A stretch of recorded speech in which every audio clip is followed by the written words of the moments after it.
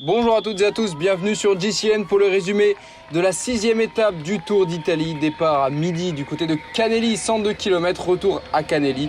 Il fait 28 degrés, quelle belle météo pour cette 6e étape au lendemain de la victoire d'Antonia Niedermayer qui porte le maillot blanc de meilleure jeune, elle qui est deuxième du classement général à 2 minutes d'Annemiek van Vleuten.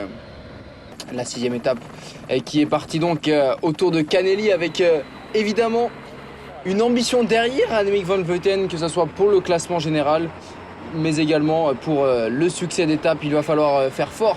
Et on voit dès le départ des attaques avec Audrey Cordon-Rago notamment, qui s'est portée à l'avant.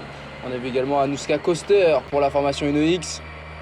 C'est bien compliqué, un parcours sélectif aujourd'hui, alors que Elisa Longo-Borghini a lourdement chuté la veille et n'est pas repartie aujourd'hui.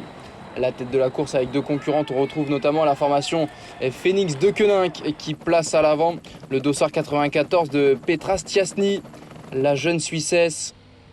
Également un G-Insurance qui va avec Gaia Mazzetti, l'italienne, Swinkels, la néerlandaise de la Jumbo-Visma en contre et le peloton à 1 minute 36. Mais rien n'est joué évidemment sur cette étape. Oh la chute à l'arrière du peloton. Oh la chute est importante avec le maillot blanc d'Antonia Niedermayer. Oh, la tuile au lendemain de son succès d'étape. Première victoire chez les pros et en World Tour pour Antonia Niedermayer. Aujourd'hui, elle chute en compagnie, semble-t-il, d'Urska Zigart, la coureur de Jaiko Alula. On retrouve Persico, Lippert et Labous ici dans ce groupe avec Lorena Wiebes également, la championne d'Europe, qui n'est pas qu'une sprinteuse. Abandon également de Scarzelli, on l'apprend. Blanca Vas avec son maillot de championne nationale. Et Niam Fischer-Black qui essaye de suivre l'accélération ici de Annemiek van Vleuten, la maillot rose. Mais Fischer-Black qui garde son rythme et qui ne peut plus suivre. À 500 mètres du grimpeur, Annemiek van Vleuten est seule en tête dans ce style si particulier. Gaia Realini ici pour la Lidl Trek en tête de ce petit groupe. Mavi Garcia également. Et le peloton qui navigue à 45 secondes de la tête d'Annemiek van Vleuten qui, malgré ses pourcentages dans le final, va aller chercher la victoire. C'est quelques pavés pour finir et un nouveau succès d'étape pour Annemiek van Vleuten qui domine outrageusement le classement général de ce Tour d'Italie féminin.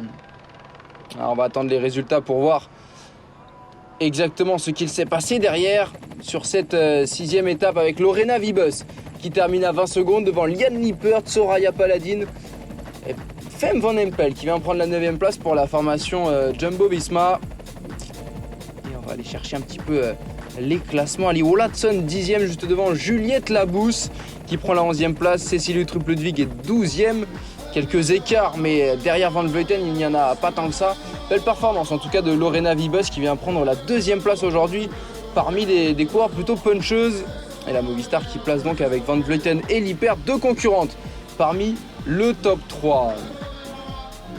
La championne du monde, la championne d'Europe, la championne d'Allemagne. Il fallait avoir un maillot distinctif aujourd'hui pour être sur le podium de cette 6e étape au classement général. Veronica Ewers est 2e à 3 minutes et 3 secondes de Van Vleuten. Et Juliette Labous monte sur le podium, 3 minutes et 39 secondes de retard. Elle compte 20 secondes d'avance sur Gaia Realini de la Lidl Trek. Mavi Garcia est 5e. Cécile Uttrup-Ludwig remonte au 7e rang à 5 minutes et 11 secondes. On retrouve un petit peu plus loin Nessante Esteban. Niam Fischer-Black est 9e. Et Fem Van Empel prend la 11e place de ce classement général. La 7e étape sera entre Albenga et Alassio et ça aura lieu ce jeudi 6 juillet, à suivre évidemment sur les antennes d'Eurosport et de GCN.